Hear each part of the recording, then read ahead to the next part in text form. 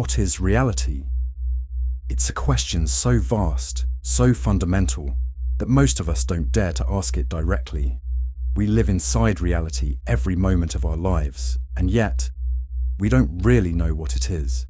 Is it the world we see around us, the solid feel of the chair beneath us, the warmth of sunlight on our skin, the voices of those we love? Or is it something deeper, something hidden a layer beneath the obvious?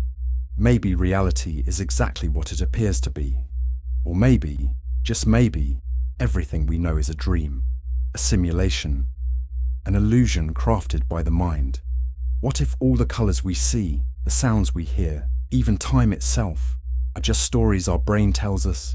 Philosophers, scientists, mystics, and artists have all grappled with this mystery. From the shadows on the walls of Plato's cave, to the quantum particles flickering in and out of existence in modern physics, the nature of reality has remained an open question, a riddle without a final answer. So let's ask it anyway. Let's step back from what we take for granted. Let's question everything we assume is real.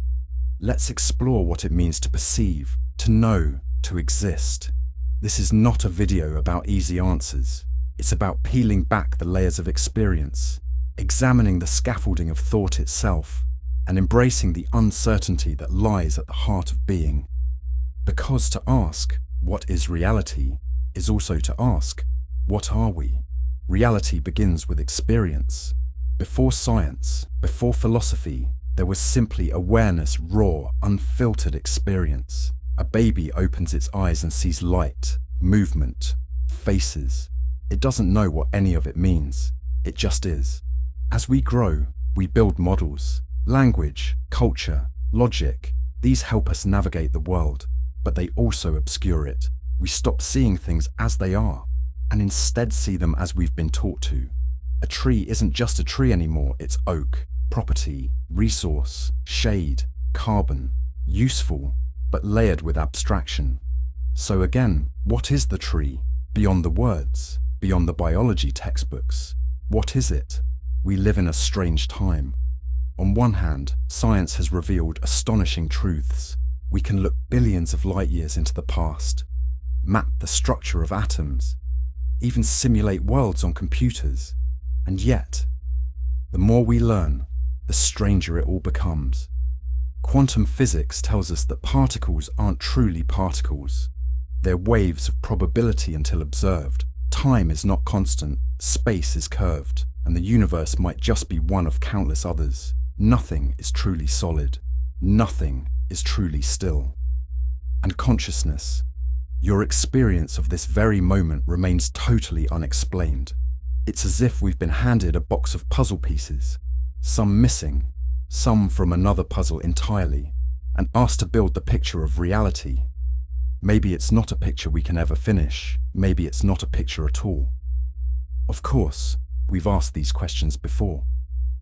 Plato wondered whether we were like prisoners, chained in a cave, watching shadows on a wall and mistaking them for the real world. René Descartes doubted everything, even his own body, until he arrived at a single undeniable truth. I think, therefore, I am. The Buddhists spoke of Maya, the illusion of form. The Taoists said that the Tao, the ultimate reality, cannot be spoken. Again and again, across time and culture, reality slips through our fingers the moment we try to define it. But this isn't cause for despair. On the contrary, it's an invitation to wonder. So in this film, we're going to wander through many different landscapes of thought. We'll start with the senses, the foundation of how we know anything at all. Are they reliable, or are they the very thing that hides reality from us? Then, we'll walk through the great halls of philosophy, where thinkers debated the real and the unreal for millennia, from Plato to Kant to Russell. We'll journey through science, from classical physics to the mind-bending revelations of quantum mechanics. We'll peer into the cosmic unknown and into the smallest particles that build our world. We'll consider the bold proposition that this whole universe might be a simulation, that you, yes, you might be code running in a virtual world. We'll look at mathematics. Is it a tool for describing reality, or is it reality itself? We'll enter the realms of Eastern philosophy and mysticism traditions that question not only the world, but the very self who observes it. We'll ask whether reality exists independently of consciousness, or if consciousness is, in some way, the source of all reality. And finally, we'll ask whether we can ever truly know anything at all, or whether uncertainty is the most honest answer we have. This will be a journey not toward conclusion, but toward depth. You may not end up with a final answer, but you may begin to see the question in a whole new light. Because when you look at reality closely enough, it begins to shimmer, it begins to break apart at the edges, it begins to reflect you back to yourself. What is real? What is illusion? And is there perhaps something beyond even that distinction? So, take a breath. Leave your assumptions at the door. Bring your curiosity, and let's begin.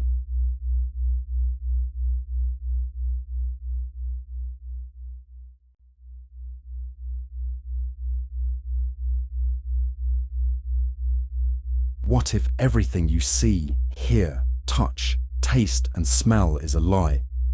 That question might sound like science fiction or philosophical paranoia, but it sits at the very heart of the mystery of reality. For most of us, reality is what our senses tell us. The vivid color of a sunset, the sound of wind rustling through leaves, the feel of rain against our skin. But how much can we really trust these sensations? Are they revealing the world as it truly is? Or are they constructing a version of it that only seems real from the inside? Let's begin at the beginning, with perception. From the moment you open your eyes in the morning, a flood of sensory information begins to construct your experience of the world. Light enters your eyes, sound waves vibrate your eardrums, molecules stimulate your nose and tongue, and your skin constantly relays pressure, temperature, and texture. But here's the catch. None of that is the world itself. It's your brain's interpretation of signals, and these signals are inherently ambiguous. Your brain must infer what's out there based on incomplete, noisy, and often conflicting information. Vision, for example, seems straightforward. You open your eyes and see the world, but what you actually see is light that has bounced off objects, filtered through your cornea and lens, focused onto your retina, and converted into electrical signals. These signals travel to your brain's visual cortex, where they're interpreted, filled in, and ultimately experienced as a coherent scene. Your brain is not showing you the world, it's showing you a rendering. That rendering is shaped by your expectations, your memories, your context, and even your emotions. This rendering is not always accurate. In fact, it's surprisingly easy to fool. Consider optical illusions. A flat drawing can appear three-dimensional. Lines of equal length can seem different. A stationary image can seem to move. Why? Because your brain isn't just receiving data, it's making predictions, constructing meaning, imposing patterns. It is quite literally guessing. And the guesses, though often accurate enough for practical survival, reveal just how interpretive our sensory experience is. The same goes for hearing. When you listen to a song, your ears pick up vibrations in the air and translate them into neural signals. Your brain then passes those signals into rhythm, melody, harmony, and sometimes it hears things that aren't there. Consider the famous Yanni or Laurel auditory illusion. Two people can hear the exact same audio file and experience entirely different words. The sound doesn't change, only the brain's interpretation does. Or consider the phenomenon of phantom words, where looping random noise begins to sound like meaningful speech. The mind reaches for coherence, even when there is none. Smell and taste are even more subjective. These senses are deeply tied to memory and emotion. A scent can trigger a long-forgotten memory, or a taste can make you nostalgic for a place you've never been. But chemically, the stimulus is simple. Molecules binding to receptors. What your brain does with that information is anything but simple. Cultural context can even shape what we find pleasant or disgusting. Fermented foods, spices, or even coffee are acquired tastes. The raw data of smell and taste is neutral. Interpretation gives it flavor. Touch, too, is deceptive. Pressure, vibration, temperature, all are processed by specialized receptors in the skin and then interpreted by the brain. The famous rubber hand illusion demonstrates how easily the brain can be tricked into adopting a fake body part as its own. In experiments, participants watch a rubber hand being stroked in sync with their hidden real hand. Within minutes, many people begin to feel that the rubber hand is part of their body. This isn't just a curiosity, it's a window into how fragile and malleable our sense of bodily self can be. So if our senses can be fooled, if they are not direct windows into the world but constructed experiences, what does that say about reality? This question has haunted philosophers for centuries. Our struggle to define what is real has led to some of the deepest and most enduring inquiries in human history. Plato suggested that the world we perceive is just a shadow of the true reality, which exists in a realm of perfect forms. In his famous allegory of the cave, he imagined prisoners chained inside a cave, watching shadows on a wall and believing those shadows to be the entirety of existence. For Plato, the senses could only ever show us shadows, never the true form of things. The real world, the world of pure ideas, was beyond sensory perception. Descartes doubted the senses entirely, proposing that an evil demon could be deceiving him at every turn. His solution was radical skepticism, doubting everything that could be doubted, until he arrived at one thing he could not, his own thinking. I think, therefore, I am. From this one indubitable fact, Descartes tried to rebuild knowledge. But even he admitted that our sensory perceptions could not be wholly trusted. Modern science has only reinforced the mystery. Neuroscience shows us that perception is an active process, not passive reception. Our brains are constantly predicting what we will see, hear, and feel, then updating those predictions based on incoming data. We don't passively receive reality, we actively hallucinate it in a way that usually lines up with the world, but not always. In fact, hallucinations and delusions may simply be cases where the brain's internal model becomes too dominant, resisting correction from external input. This idea is captured in the theory of the Bayesian brain. According to this model, the brain uses prior knowledge to make probabilistic guesses about what is out there. Perception is the result of these guesses being compared to sensory input. If the input matches the expectation, we perceive stability. If not, we update our model. This constant balancing act means that what we see is as much about memory as it is about sensation. In this light, illusions aren't glitches in the system, they're windows into how the system works. They expose the machinery of consciousness, revealing how much of what we take for granted is manufactured within. And the system is deeply flawed, but also beautifully adaptive. Our perceptions aren't designed for truth, they are designed for survival. Evolution favors organisms that can navigate their environments effectively, not those that see the world accurately. If seeing the world as it truly is made us slower, less efficient, or more anxious, we would not have survived to ask these questions. Consider the mantis shrimp. It has eyes that can detect polarized light and 16 types of color receptors, compared to our 3. Its reality is not just more colorful than ours, it's fundamentally different. Or bats, which perceive the world through echolocation. Their primary sense is not vision, but sound. What then is the true reality? Ours, the bats, the mantis shrimps, or consider dogs, who live in a universe of scent, with a smellscape we can barely imagine. Maybe there is no true reality that can be perceived, only versions, filtered through the needs and constraints of each species. We see what we need to see, and what we need to see is shaped by millions of years of evolutionary pressures, by biological limitations, and by cognitive shortcuts. This brings us to a profound idea. Perception is not reality. Perception is a model of reality. It is useful, but incomplete. It is vivid, but filtered. It is convincing, but constructed. This model is so compelling, so internally consistent, we rarely question it, until it fails. Even space and time, those pillars of our everyday experience, may not be fundamental. Some physicists argue that space and time emerge from more basic quantum relationships. If that turns out to be true, then our most intuitive experiences of being in a place, of time flowing from past to future, are not reflections of the universe's foundation, but surface effects of something stranger.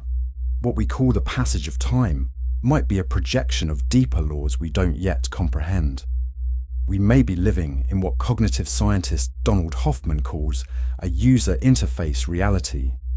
Like the desktop on a computer screen, it's not the reality itself, but a simplified functional representation that helps us interact with the underlying system.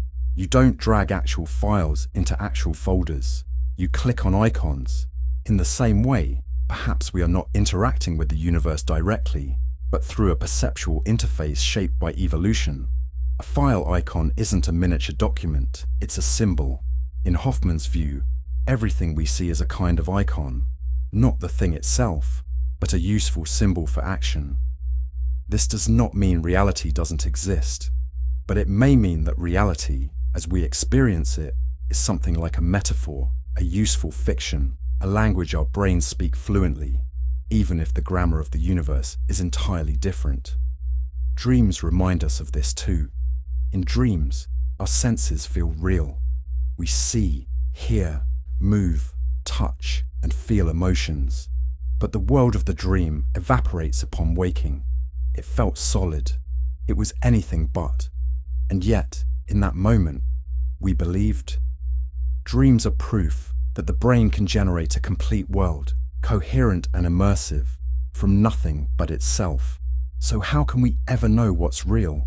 That's a question we may never fully answer. But by understanding the limits and illusions of the senses, we take a first step. We begin to see that the certainty we feel about the world is not grounded in truth, but in the coherence of a story told by our brains. A story shaped by biology, experience, and necessity. This chapter is not meant to make you distrust your senses entirely. They are incredible tools, honed over millions of years, but they are not infallible. They are not objective. They are not the world. As we move forward on this journey into the nature of reality, keep this in mind. Your experience of the world is not the world. It is a simulation your brain creates from incomplete data, guided by expectation, emotion, memory, and necessity. It is a best guess, a useful dream, a controlled hallucination. The world you think you live in is not quite what it seems, and perhaps neither are you.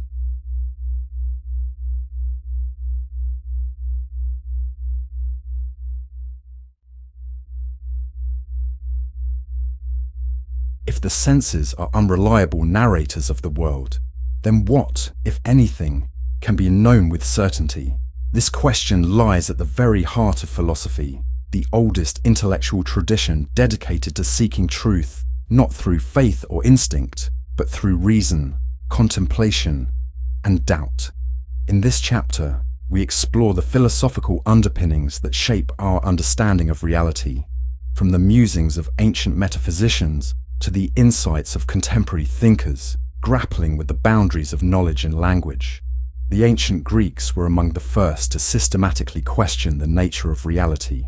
Thales, often considered the first philosopher, sought a fundamental substance behind all things and proposed that it was water. Though this may sound simplistic to modern ears, the idea was revolutionary. Thales wasn't just describing the world. He was asking what underlies it. What unifying principle might explain the infinite variety we observe? His successors expanded on this quest. Anaximander proposed the apeiron, the boundless or infinite, as the origin of all things.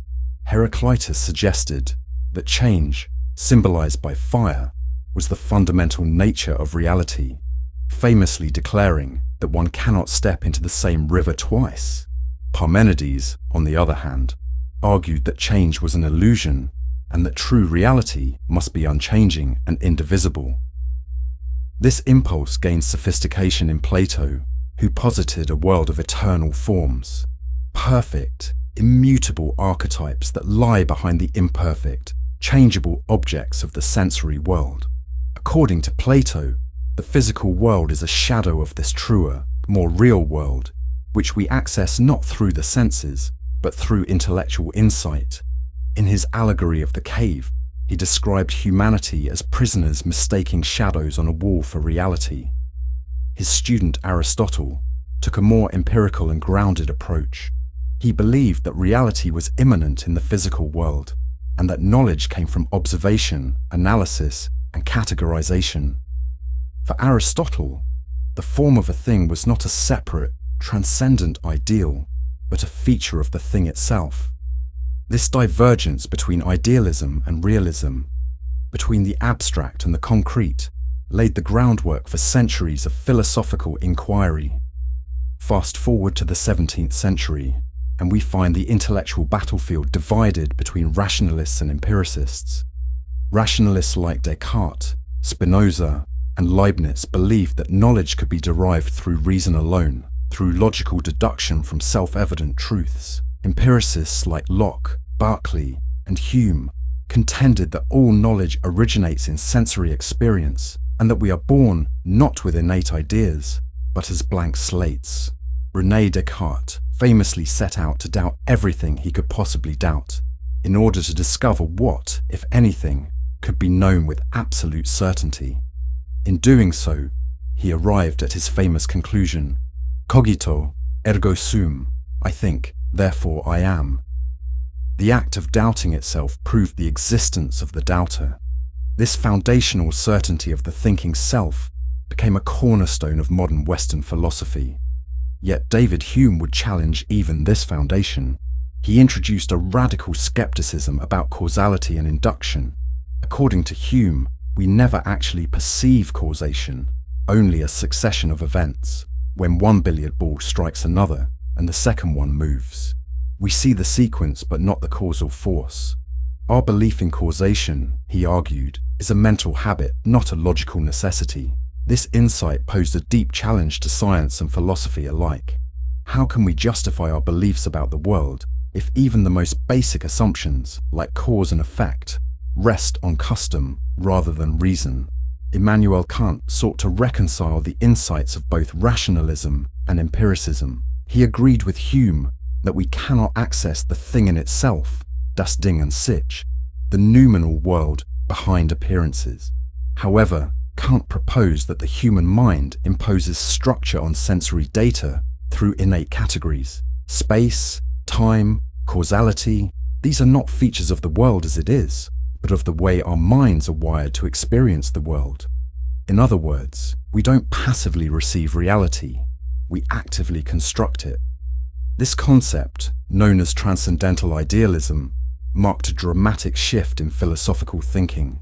Reality as we know it is a co-creation of the world and our cognitive faculties. The phenomenal world, the world of experience, is all we can ever know. What lies beyond remains forever out of reach. Kant's insights reverberated through multiple disciplines. They opened the door for the study of perception, cognition, and the human role in shaping reality. They also served as a bridge from classical metaphysics to the introspective currents of modern thought. Building on Kant, the phenomenological movement emerged in the 20th century, with thinkers like Edmund Husserl, who sought to describe the structures of consciousness from a first-person perspective. Phenomenology rejects assumptions about external reality and instead focuses on how things appear to us in our direct experience. Martin Heidegger, a student of Husserl, took phenomenology in a more existential direction. He emphasized our being in the world, our entanglement with objects, people, and environments. We are not detached minds observing a separate world. We are participants in a shared existence. Heidegger introduced terms like Dasein to to describe the unique human experience of being aware of our own being. Existentialists like Jean-Paul Sartre and Albert Camus expanded on these ideas, focusing on freedom, responsibility, and the search for meaning in an indifferent or even absurd universe.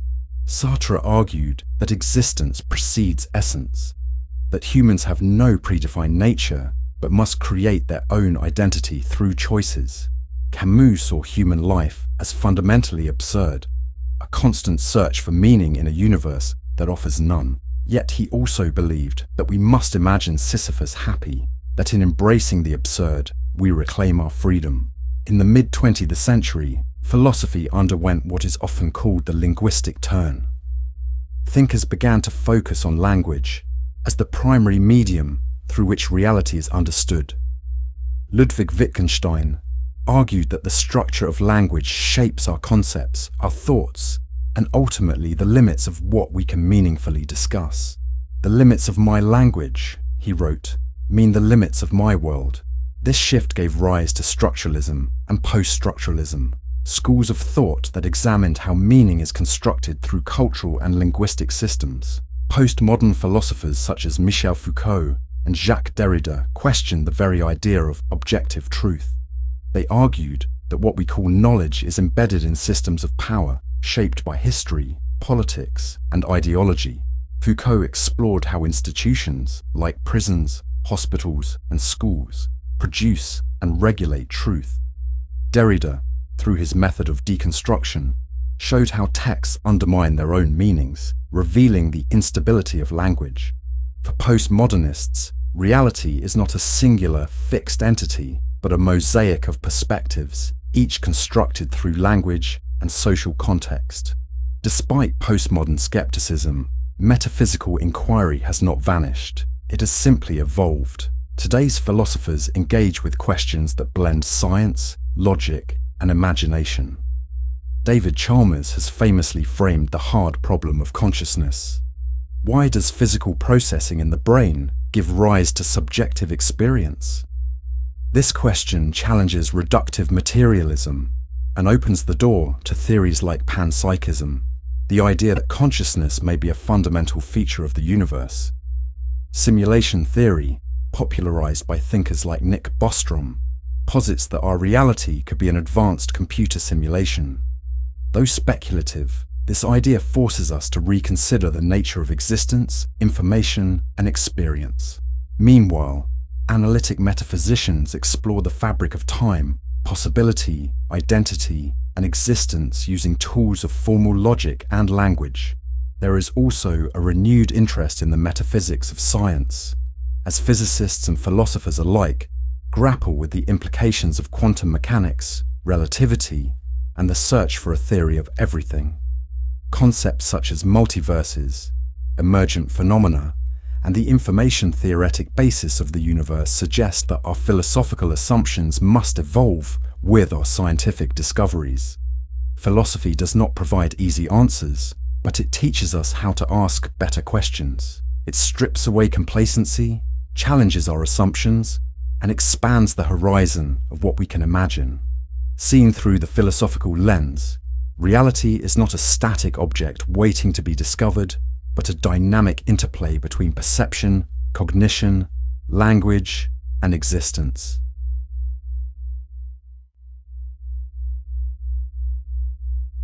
In the story of our search for reality, the scientific revolution marks a pivotal turning point.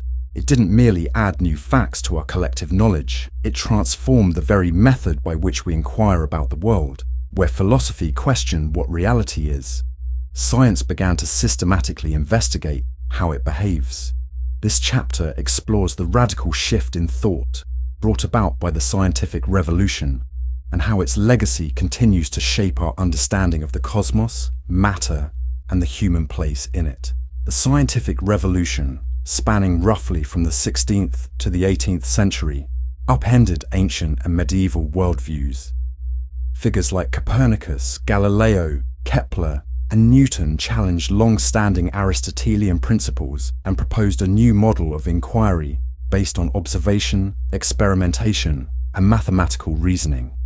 Nicholas Copernicus initiated the revolution by positing a heliocentric universe, displacing the Earth from the center of the cosmos.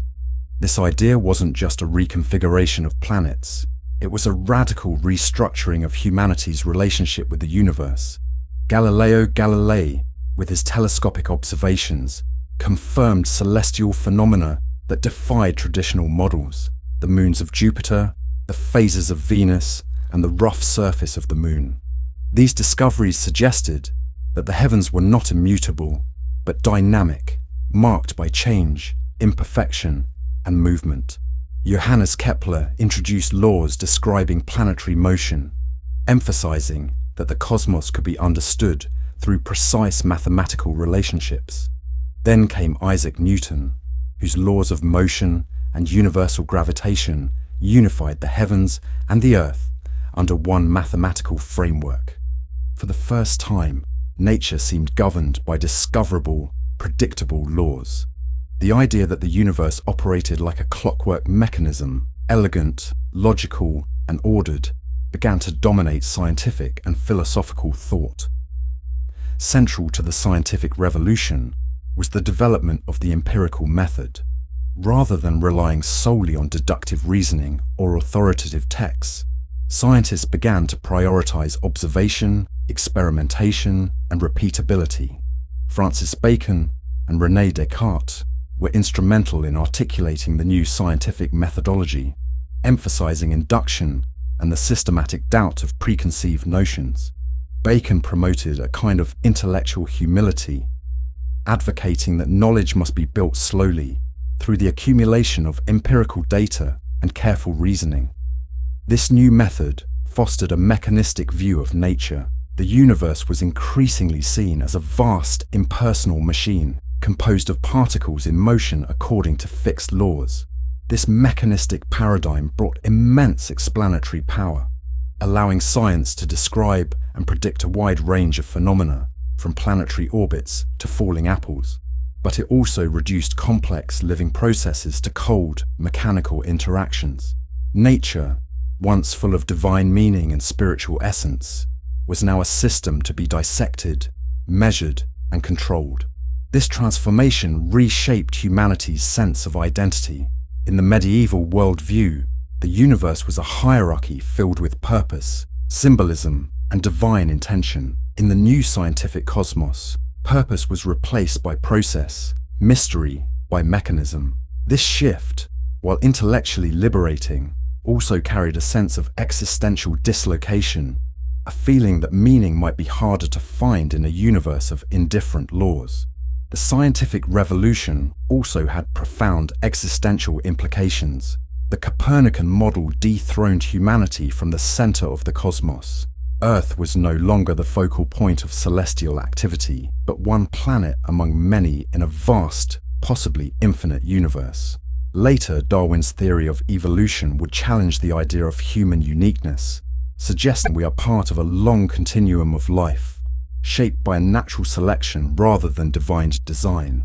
These revelations sparked both awe and anxiety.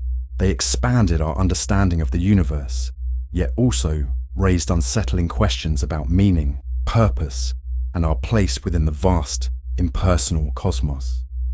As the Earth became just another planet orbiting an ordinary star in a remote galaxy, the human experience was cast in a new, humbling light. No longer could we rely on tradition or myth to define our significance. The scientific lens, for all its clarity, reframed us as a curious but transient phenomenon in an evolving universe. For many thinkers, this prompted a re-evaluation of ethics, spirituality, and the foundations of knowledge itself. The more science revealed, the more it seemed to ask, how should we live in a universe that may not care we exist? The Enlightenment built upon the achievements of the scientific revolution, extending its principles to society, politics, and human nature. Reason, evidence, and progress became central values. Thinkers like Voltaire, Rousseau, and Kant believed that just as science had illuminated the natural world, human reason could illuminate the moral and social realms. This period fostered a belief in the power of knowledge to improve the human condition. It saw the rise of secular ethics, democratic ideals, and the notion of universal rights. Science was not just a tool for discovery. It became a symbol of liberation from ignorance and superstition. Philosophers and reformers envisioned a future shaped by education, civic responsibility, and technological advancement. At its heart, the Enlightenment held a vision of human perfectibility. If nature could be understood and harnessed, perhaps society could be rationally organized as well. Yet this optimism wasn't without criticism. Detractors warned that too much faith in reason could lead to dogmatism of a new kind, or blind us to the emotional, artistic, and spiritual dimensions of life. Yet even as science advanced, its own limitations became apparent. Newton's laws couldn't explain phenomena at the atomic or cosmic scales.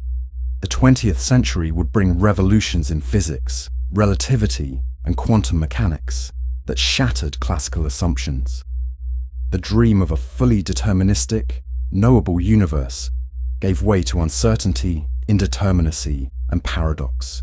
Quantum theory showed that at the smallest scales, particles behave in ways that defy common sense, occupying multiple states at once, changing behavior when observed, and manifesting as both waves and particles. Einstein's relativity theory revealed that space and time are not absolute, but relative to the observer, warping under the influence of mass and motion. These discoveries didn't negate the achievements of the scientific revolution, but they did reveal its boundaries. The tidy, clockwork universe of Newton gave way to a cosmos that is far stranger, more dynamic, and less graspable than previously imagined. Still, the legacy of the scientific revolution endures. It gave us not only new knowledge, but a new framework for seeking knowledge. It invited us to question, to test, to doubt, and to believe that reality, however strange, could be explored through reason and evidence. And so, the journey that began with simple questions about falling objects and planetary motion evolved into a vast inquiry into the nature of space, time, and existence itself.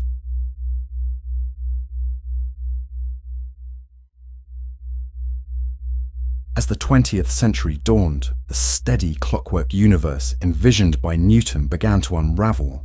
The theories of modern physics, relativity, and quantum mechanics ushered in a profound transformation in our understanding of reality. No longer was the universe a static backdrop of absolute time and space. Instead, it became a realm of fluid dimensions, probabilistic events, and paradoxes that defy classical intuition. In this chapter, we dive into the revolutionary developments in physics that challenged our most basic assumptions about the nature of the universe.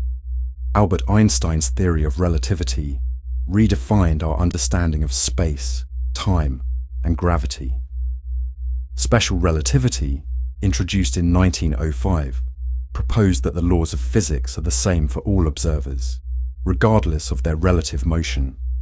Perhaps most famously, it introduced the idea that time and space are not fixed entities, but are interwoven in a four-dimensional fabric called space-time. Events that are simultaneous for one observer may not be for another. Even time itself is not absolute. It dilates, stretching or contracting, depending on the speed at which one moves. Then, in 1915, Einstein unveiled general relativity, a theory of gravitation that depicted gravity not as a force, but as the warping of space-time by mass and energy. Massive bodies like stars and planets bend the fabric of space-time, causing other objects to move along curved paths. This elegant framework replaced Newton's action at a distance with a geometric understanding of the cosmos. General relativity has withstood every experimental test to date, from the bending of starlight by gravity to the detection of gravitational waves a century later. But the implications went beyond physics. They reshaped our metaphysical worldview. The idea that the flow of time depends on one's velocity, or that space is not a static stage upon which events unfold, but an active participant in physical phenomena, challenged our everyday experiences. The universe was no longer the solid, predictable entity we thought it was. Instead, it was fluid, dynamic, and deeply intertwined with the observer. At the other end of the scale, quantum mechanics revolutionized our understanding of matter and energy at the smallest scales. Developed through the work of Max Planck, Niels Bohr, Werner Heisenberg, Erwin Schrödinger, and others, quantum theory introduced a probabilistic and fundamentally uncertain world. Particles could exist in multiple states at once, superpositions, until measured, a notion that defies classical logic and intuition. The famous double-slit experiment demonstrated that particles like electrons behave like both waves and particles, depending on how we observe them. This led to the unsettling conclusion that the act of observation itself plays a role in determining reality. Heisenberg's uncertainty principle articulated a fundamental limit to our knowledge. The more precisely we know a particle's position, the less precisely we can know its momentum, and vice versa. Schrödinger's cat, both alive and dead until observed, became a metaphor for the strangeness of quantum superposition. These discoveries weren't just abstract puzzles, they had real-world applications, from semiconductors to lasers to quantum computing. But they also opened deep philosophical questions about determinism, causality, and the role of consciousness in the physical universe. Is the universe truly indeterminate at its core? Does reality exist independently of observation? Quantum mechanics force physicists and philosophers alike to grapple with the measurement problem. What constitutes a measurement, and why does it appear to collapse the wave function into a definite state? Some interpretations suggest the observer's consciousness plays a role. Others posit many parallel universes in which every possible outcome actually occurs. The Copenhagen interpretation, championed by Bohr, holds that quantum systems do not have definite properties until measured. But this raises a disquieting implication, that reality may not fully exist in a definite form until it is observed. The many-worlds interpretation, proposed by Hugh Everett, avoids collapse by suggesting all possible outcomes occur, each in its own branching universe. While this view preserves determinism, it raises mind-bending implications about an infinite multiverse. These questions remain unresolved, underscoring the limits of our conceptual frameworks.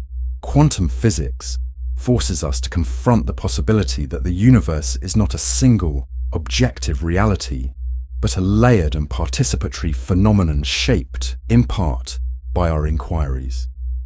Modern physics has also transformed our understanding of the universe on the largest scales. The Big Bang theory, supported by observations of cosmic microwave background radiation and the redshift of distant galaxies, suggests that the universe began as a singularity around 13.8 billion years ago and has been expanding ever since.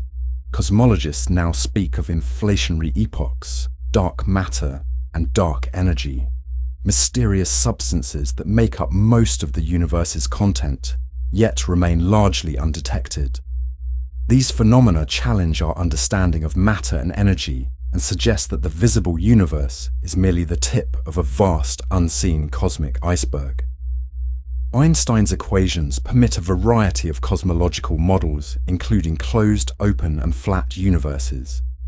Recent data suggest that the universe is flat and accelerating in its expansion, driven by an unknown force, dark energy. This discovery has profound implications for the fate of the cosmos, potentially leading to a heat death where entropy reigns and usable energy is exhausted. Quantum entanglement, described by Einstein as spooky action at a distance, is another bizarre feature of modern physics. When two particles become entangled, their properties remain correlated no matter how far apart they are. Measurement of one instantly affects the state of the other, suggesting a level of connection that transcends classical notions of space and time. Experiments have confirmed these non-local correlations, violating Bell's inequalities and supporting the idea that entangled particles share a deeper, hidden connection. But what this means for our understanding of reality remains unclear. Are entangled systems a sign of a deeper underlying unity in the universe? Do they suggest a reality that is fundamentally holistic rather than reducible to parts?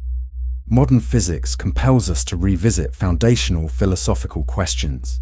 What is existence? Is the universe deterministic or probabilistic? Does consciousness play a role in the unfolding of reality?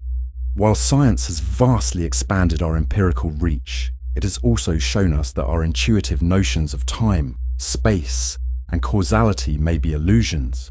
The deeper we probe, the more we encounter a reality that resists simplification. The universe reveals itself more as a web of interdependencies than a collection of isolated entities, echoing themes from both modern physics and ancient thought: dynamic, interconnected, and deeply mysterious.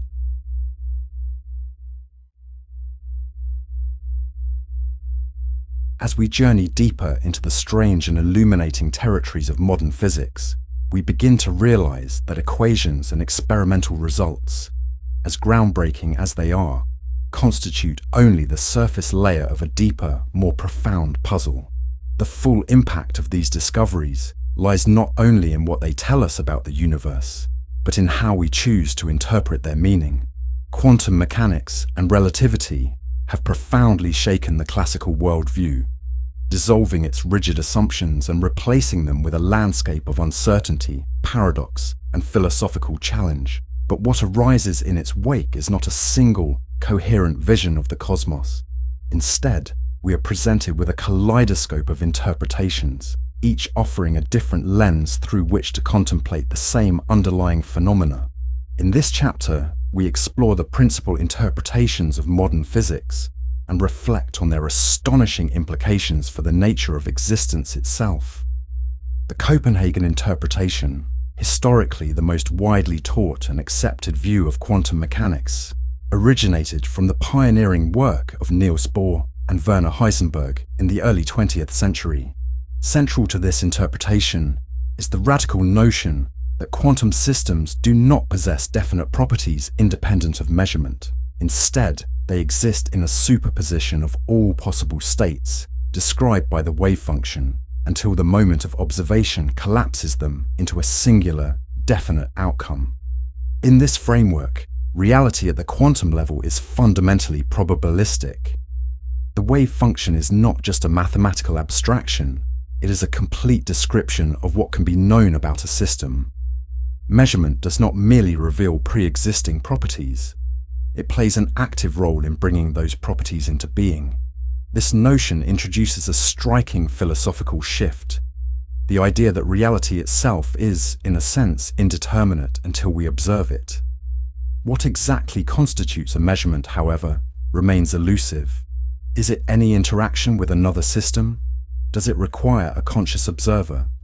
These questions continue to spark debate. The Copenhagen interpretation sidesteps these metaphysical intricacies by focusing on the theory's predictive power rather than its ontological implications.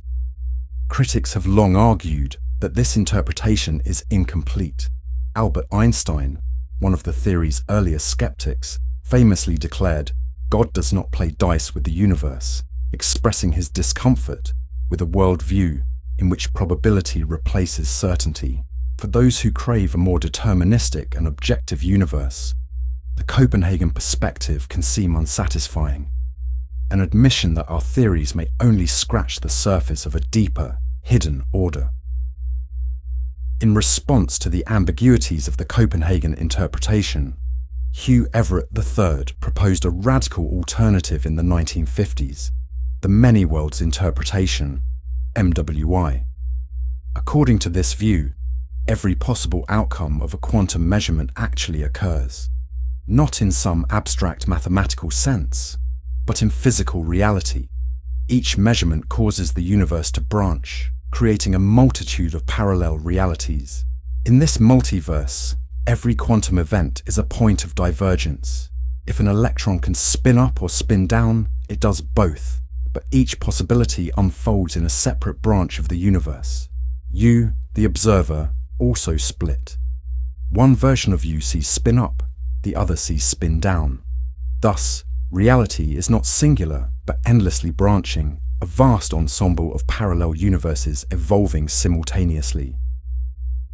This interpretation eliminates the need for wave function collapse, preserving the deterministic evolution of the wave function as described by the Schrödinger equation. Yet the implications are staggering. An infinite number of yous, each living a slightly different life. An infinite series of worlds, each hosting alternate histories, futures, and versions of reality. Critics often question the empirical basis of this view. If other worlds are inaccessible, how can we confirm their existence? Proponents respond that MWI is a simpler, more elegant theory that avoids the arbitrary collapse postulate. It suggests that the universe is vastly more complex and perhaps more beautiful than we ever imagined. Another major interpretation seeking to restore determinism is the de Broglie-Bohm theory, also known as the pilot wave theory. In this view, particles possess definite positions and velocities at all times, and their motion is guided by a pilot wave that evolves according to the Schrödinger equation. The quantum world is not inherently indeterminate. It only appears that way because we lack access to all the hidden variables that govern particle behavior. This theory reintroduces realism and causality to quantum mechanics. The particle follows a specific path, while the pilot wave orchestrates its journey in a non-local manner, meaning that the wave can instantaneously affect distant particles.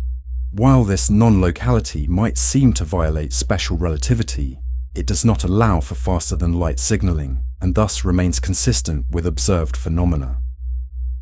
The pilot wave theory has remained on the fringes of mainstream physics, in part because it challenges the orthodox Copenhagen view and lacks the institutional momentum behind it.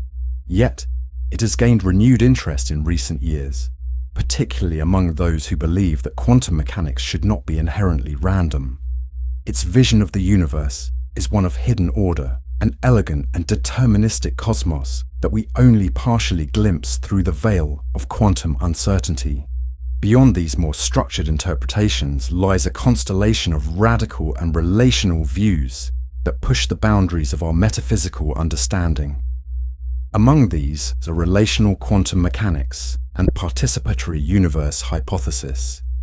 Relational quantum mechanics, introduced by physicist Carlo Rovelli, posits that quantum states are not absolute, but exist only relative to other systems. That is, there is no view from nowhere, only perspectives from within the network of interactions. This interpretation denies the existence of an observer-independent reality. Instead, it proposes a universe where facts are not universal but relational, where what is real depends on who is asking and what is being asked. John Archibald Wheeler's participatory universe takes this idea a step further. Wheeler argued that observers are not merely passive spectators, but active participants in the creation of reality. The universe does not exist in a fully determinate state until it is observed. This leads to the provocative idea that consciousness may play a constitutive role in shaping the physical world. These ideas align strikingly with certain philosophical and spiritual traditions, particularly those found in Eastern mysticism and indigenous cosmologies, which emphasize interconnectedness, co-arising, and the creative role of perception. They open the door to a new kind of physics, one that includes the observer not just as a tool, but as a fundamental component of reality. The multiplicity of interpretations reflects a deeper fragmentation in our understanding of the universe, the ongoing inability to reconcile quantum mechanics with general relativity.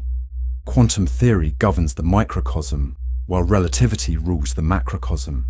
Yet their principles remain stubbornly incompatible, and efforts to forge a unified theory of quantum gravity continue to face immense theoretical and experimental obstacles.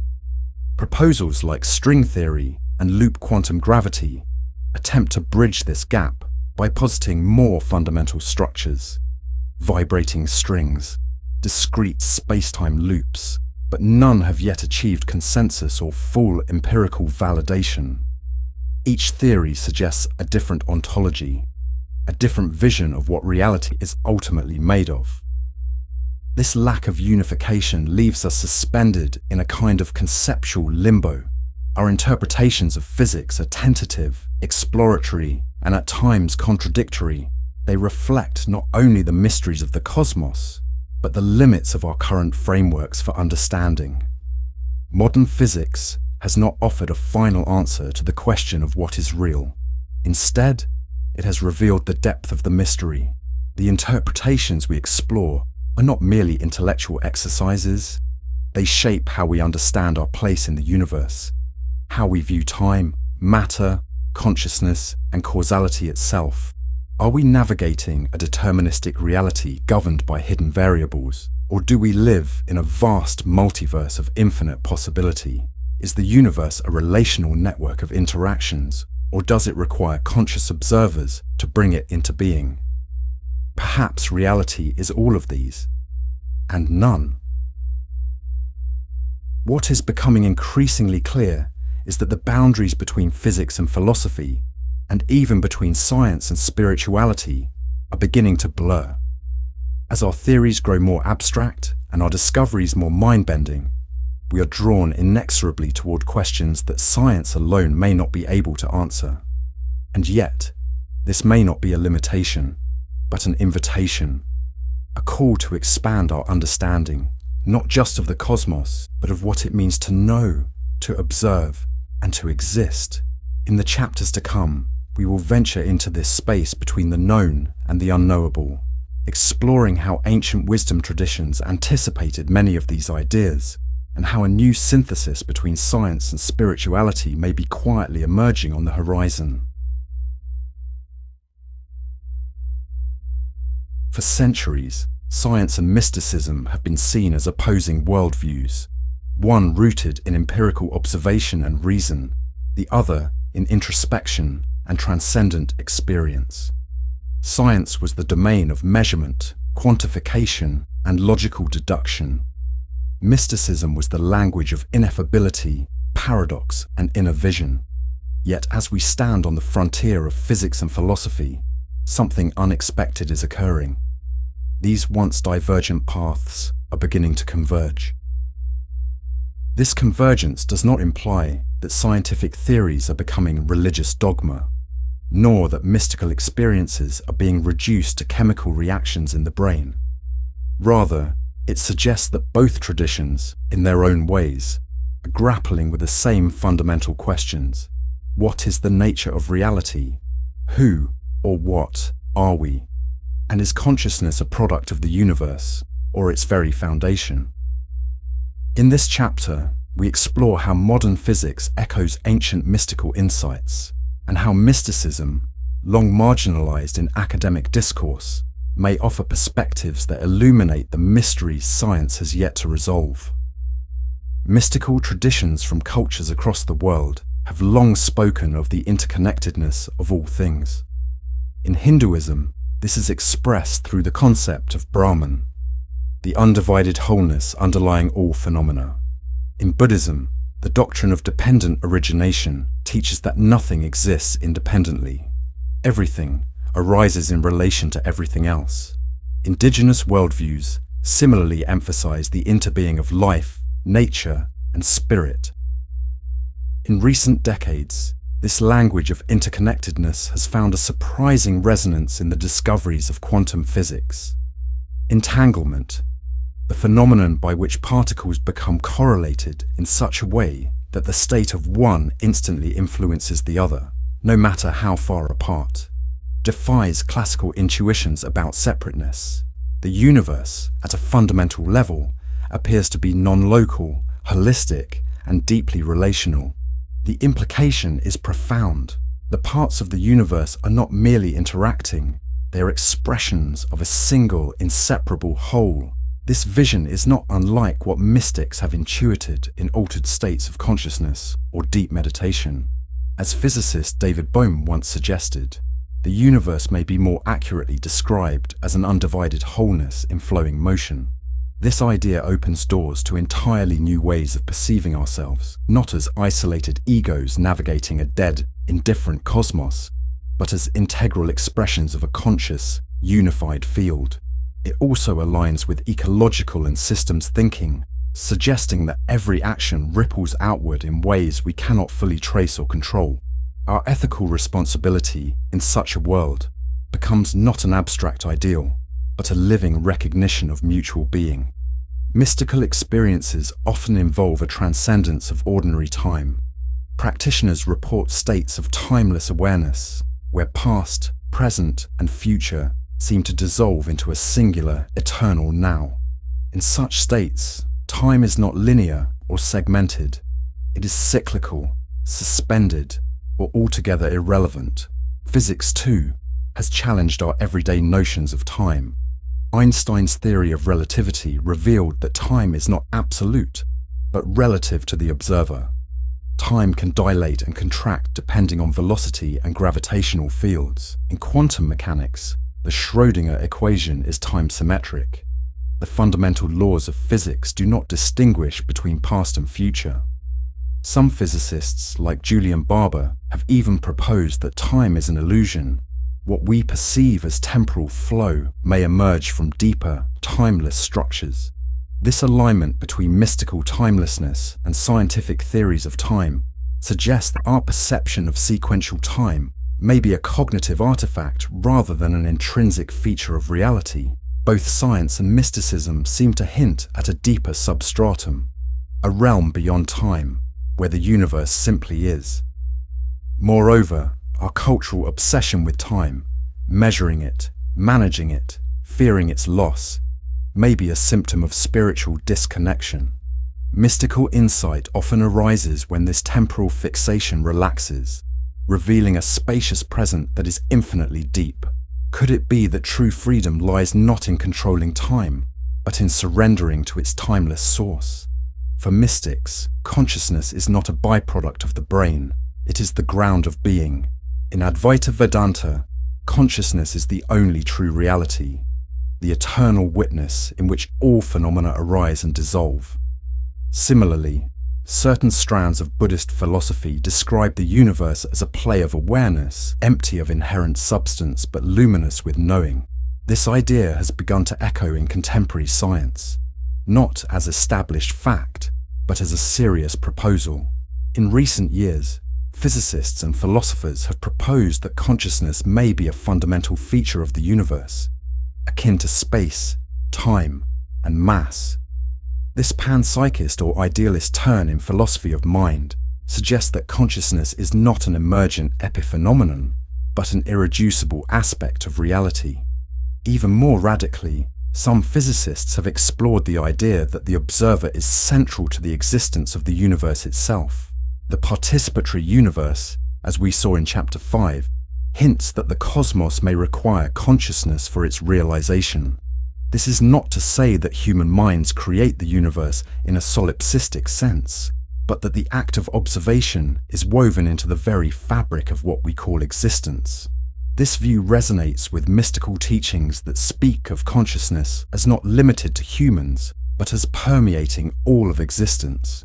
If consciousness is indeed fundamental, then the universe is not a cold, dead machine, but a vast ocean of awareness exploring itself in countless forms.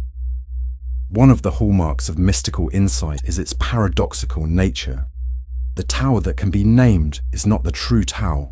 Form is emptiness. Emptiness is form. The one is many, and the many are one. Mystics speak in riddles, not because they are confused, but because the truths they glimpse transcend binary logic. Physics, too, has grown increasingly comfortable with paradox. Light is both particle and wave. Particles can be in two places at once. The vacuum of space is not empty, but teeming with energy. At the quantum level, causality itself can break down, allowing for retrocausality, effects preceding causes. These paradoxes are not flaws in our theories. They're indications that reality is stranger than classical reasoning can accommodate.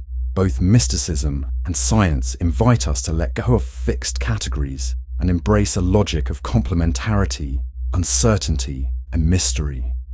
This is perhaps where the two traditions most clearly meet, not in the answers they give, but in the humility they foster.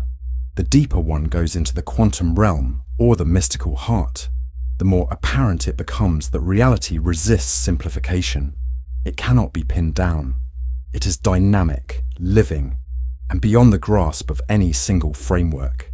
In mystical traditions, the separation between self and world is often revealed as illusory. The observer and the observed are not two, but one. The drop realizes it is the ocean. The ego dissolves, and what remains is an experience of unity, pure being, pure awareness.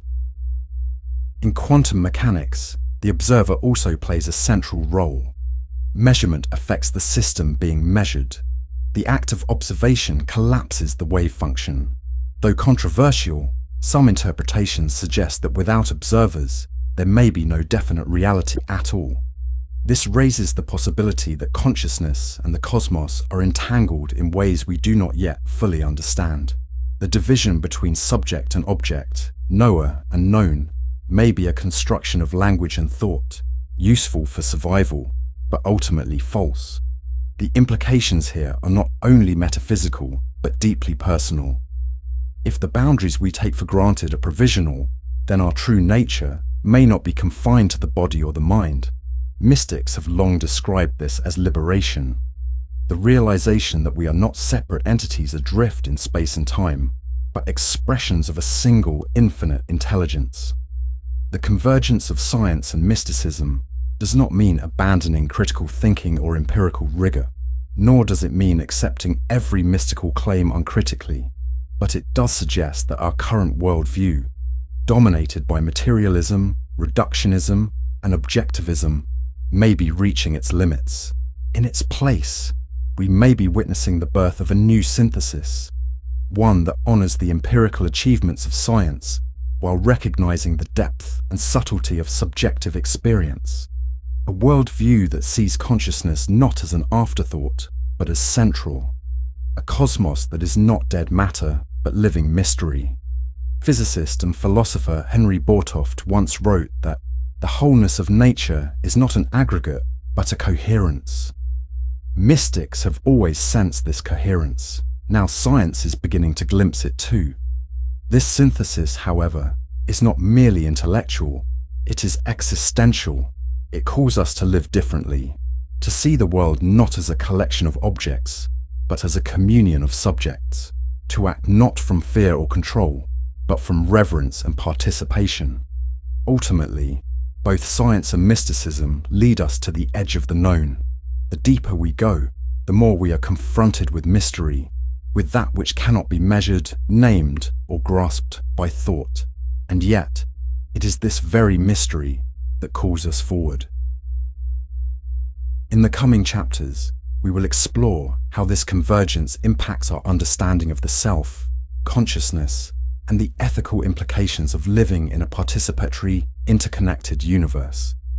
But for now, we pause here, on the threshold between two worlds, between knowledge and awe, between science and spirit. Perhaps, in the final analysis, they are not two worlds at all, but two faces of the same reality, seen through different eyes.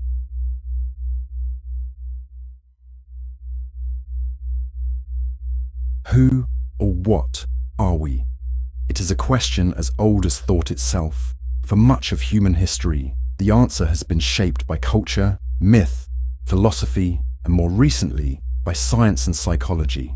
We are bodies. We are brains. We are thoughts. We are memories. We are stories. And yet, beneath all these answers lies a persistent doubt, a whisper from the depths. Is the self real, or is it an illusion? This chapter explores the fragile, fluid concept of identity, drawing from neuroscience, psychology, Eastern philosophy, phenomenology, and mystical insight. We examine the nature of the self, not as a fixed entity, but as a process, a pattern, perhaps even a necessary fiction.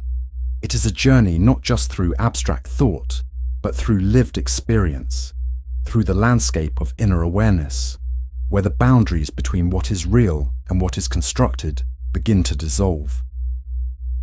Modern psychology offers a striking perspective. The self is not something we are born with. It is something we construct. From infancy, we begin piecing together a narrative of who we are. This narrative is shaped by memory, language, culture, and interpersonal interactions. We tell stories about ourselves. I am this kind of person. I like these things.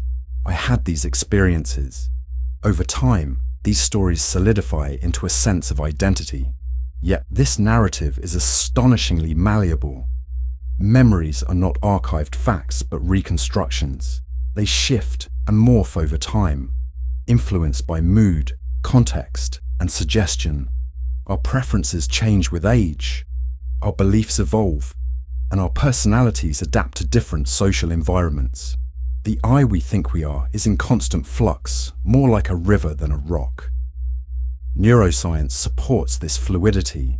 There is no central location in the brain where the self resides. Instead, identity appears to be a distributed phenomenon, arising from the interaction of multiple cognitive systems: memory, attention, language, emotional regulation, bodily sensation. When these systems are disrupted by injury, disease, or trauma, the sense of self can fragment or vanish.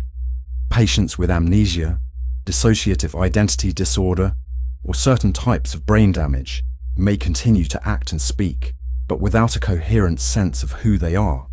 This suggests the self is not an essence, but a fragile pattern, one that can be broken, altered, or even erased.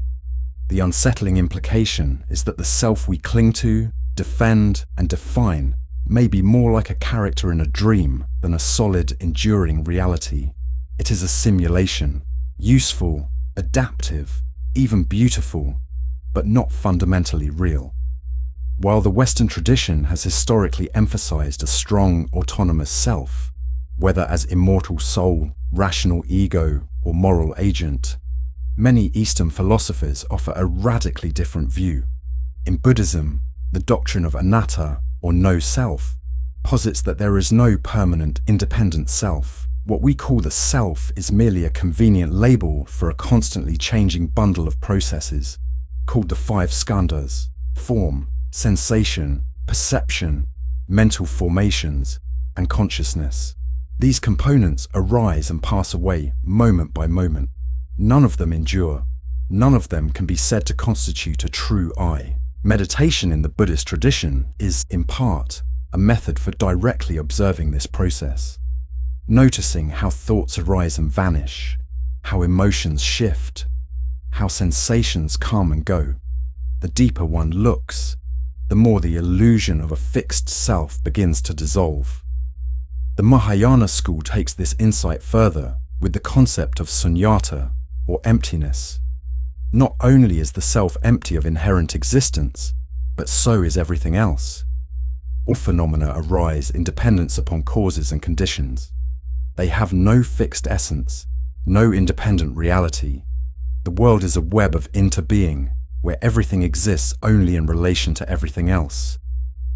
These insights are not abstract philosophical claims, but lived realizations. The experience of no self can bring about a profound sense of liberation. Without a fixed identity to defend or uphold, one becomes less reactive, more open, more compassionate.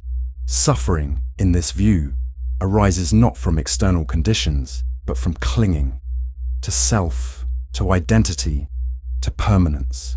Letting go of the self is not nihilism, it is freedom. While Eastern traditions deconstruct the self through meditative insight, Western phenomenology offers a complementary approach through rigorous attention to lived experience. Philosophers like Edmund Husserl, Martin Heidegger, and Maurice Merleau-Ponty examined consciousness not from the outside but from within, from the first-person perspective. Merleau-Ponty in particular emphasized the embodied nature of the self. The self is not a detached spectator, but a body subject, an active, feeling, sensing presence. We do not have bodies, we are bodies. When we move, see, touch, or speak, we are not observing from a distance but participating directly in the world. The self is this participation. This view collapses the traditional subject-object divide. We are not minds trapped inside skulls. We are embodied beings engaged with our environment. Our identities are shaped not just by thoughts and memories, but by how we move, how we speak, how we inhabit space. Phenomenology thus offers a middle path. The self is not a fiction, nor is it a fixed essence. It is a structure of experience, always unfolding, always situated, always becoming. It is not found in introspection alone, but in the dance between self and world, perception and action. Despite its constructed nature, the self feels incredibly real. Why? Because the ego, the psychological mechanism that maintains our sense of identity, is constantly working to preserve it. The ego serves important functions. It organizes our experiences, mediates social interaction, ensures continuity across time. It is the psychological scaffolding of our lives. But the ego also builds walls. To protect its coherence, it employs defense mechanisms, denial, repression, projection, rationalization. It resists anything that threatens its stability. It reacts with fear, anger, or anxiety when its self-image is challenged. In doing so, it creates much of our personal and collective suffering. Spiritual traditions often emphasize ego transcendence, not in the sense of annihilating the ego, but in loosening our identification with it. Practices like meditation, self-inquiry, or deep contemplation help reveal the ego's mechanisms. We begin to see how much of our behavior is driven not by choice, but by conditioning, by a need to uphold a fragile sense of who we think we are. Letting go of the ego does not mean losing one's individuality. It means seeing that individuality as a role, a function, a phenomenon, not as the core of being. This insight opens the door to greater flexibility, empathy, and freedom. If the self is not what we think, if it is not the body, not the story, not the mind, then what remains?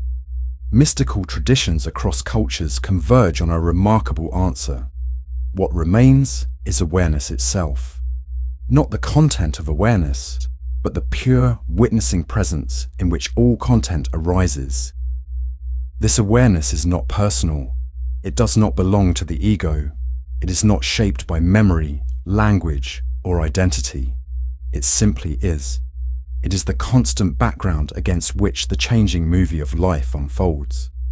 In Advaita Vedanta, this awareness is called Atman, the self beyond the self, which is ultimately identical to Brahman, the Absolute. In Zen Buddhism, it is the unborn, unconditioned nature, pointed to by koans and silence. In Sufism, it is the divine presence within, the beloved beyond form.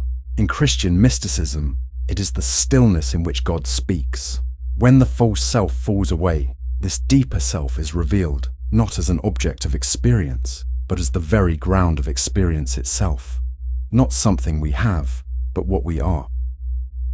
Understanding the illusion of self is not just a metaphysical curiosity. It is a transformative realization. It changes how we relate to others, to the world, and to ourselves. If the self is not a fixed, separate entity, then the boundaries between self and other become porous. Compassion arises naturally, not as a duty, but as a recognition. Altruism is no longer sacrifice, but self-expression. Love becomes the natural state of an unbound heart. This is the ethical heart of many spiritual traditions. In Mahayana Buddhism, the Bodhisattva vows to awaken not for personal liberation, but for the benefit of all beings. In Hinduism, Karma Yoga is the path of selfless action. In mystical Christianity, the commandment to love one's neighbor as oneself is literal, because in truth, there is no separation. As the illusion of separateness fades, so too does the need for control, judgment, and fear. What remains is presence. What remains is openness. What remains is the silent joy of being. In the end, the question, who am I, may not have a final answer. It may be, as the Zen masters suggest, a finger pointing at the moon, Not something to solve, but something to contemplate, to live, to surrender to. Perhaps we are not things, but processes, not identities, but movements, not egos, but expressions of a deeper, ineffable awareness. The self, then, is not something to be found, but something to be seen through. And in that seeing, a deeper truth reveals itself, that what we are is not apart from the universe, but the very breath and heartbeat of its unfolding mystery. And so we end not with a conclusion, but with an opening, a doorway into the unknown, into the vast field of awareness in which all selves, all stories, all worlds arise and pass, like waves upon the ocean.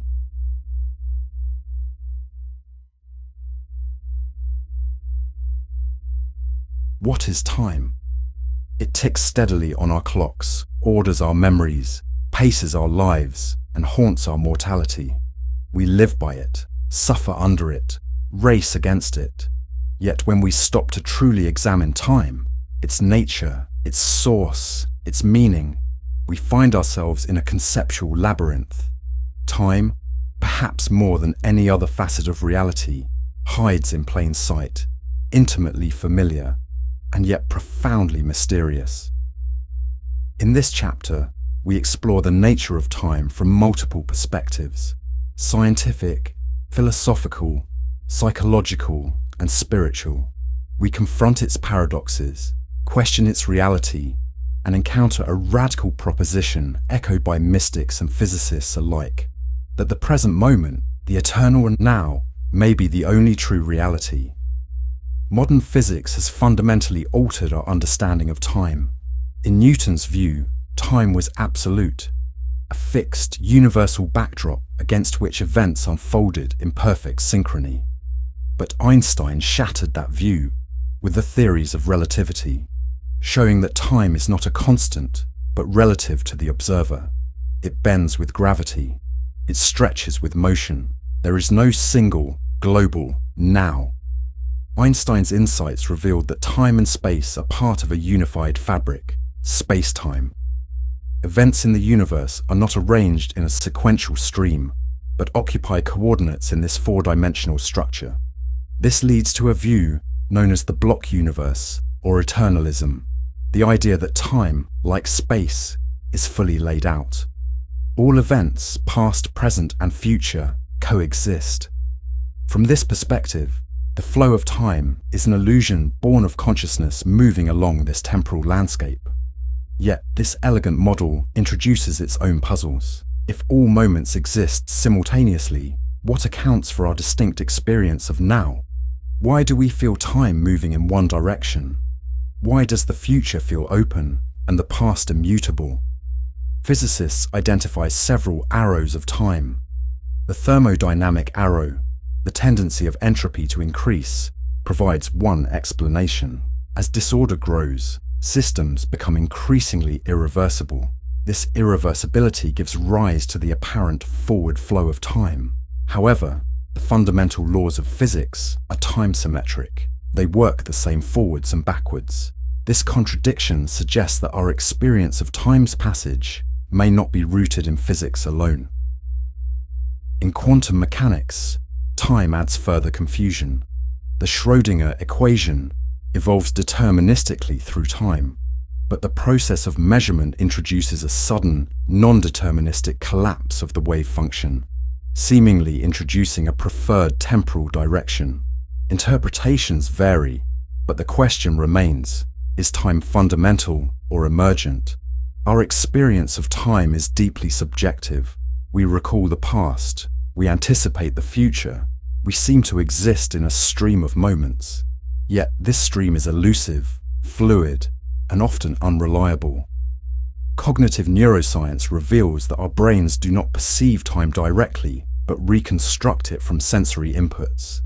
The brain integrates stimuli within a temporal integration window, a brief span during which disparate events are perceived as simultaneous. This window is flexible. Under heightened awareness or emotional stress, time appears to slow. During moments of boredom, it drags. In moments of ecstasy, it vanishes. Our memories, far from being accurate recordings, are active reconstructions. Each act of remembering reshapes the past. Similarly, imagination and planning project the self into hypothetical futures. We live largely in the mental construction of time, not in time itself. This temporal awareness underpins the continuity of self. Without memory, identity dissolves. Without anticipation, agency falters. Yet psychological studies show that in states of deep meditation or flow, the temporal self can fade.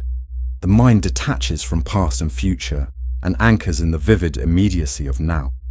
The implications are profound. If our sense of time is constructed, then perhaps our bondage to it is also illusory. What we call the self may be a temporal artifact, an emergent story, rather than a fixed entity. Philosophers have long been captivated and baffled by time. Parmenides, in ancient Greece, declared change to be an illusion, asserting that only a timeless, unchanging reality truly exists. Heraclitus, on the other hand, viewed change as fundamental. Everything flows, he said.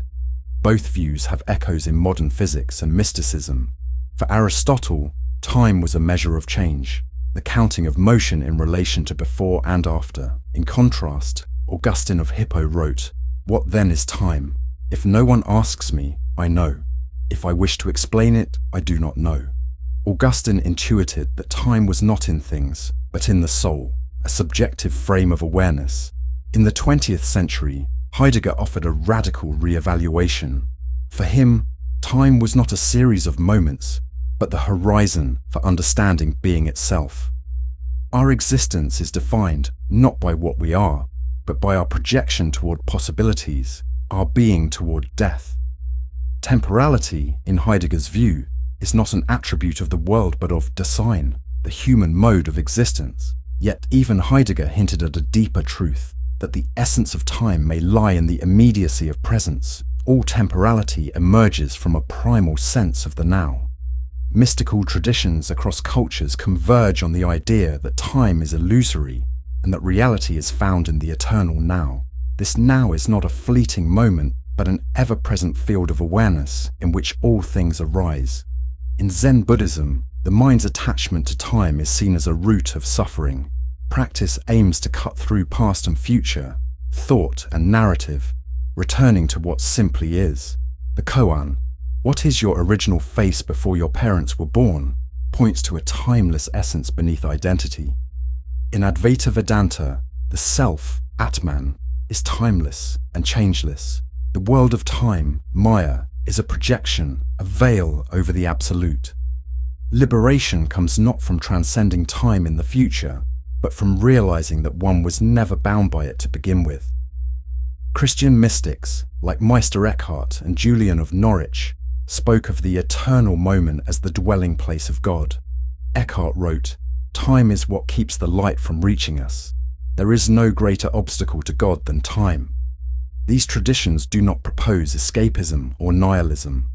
Rather, they offer a shift in perception, from identification with thought and time to rootedness in timeless awareness. The eternal now is not far away. It is always present, always available. We have only to become still enough to notice it. How can eternity coexist with change? How can the now include all of time? This paradox is at the heart of mystical insight.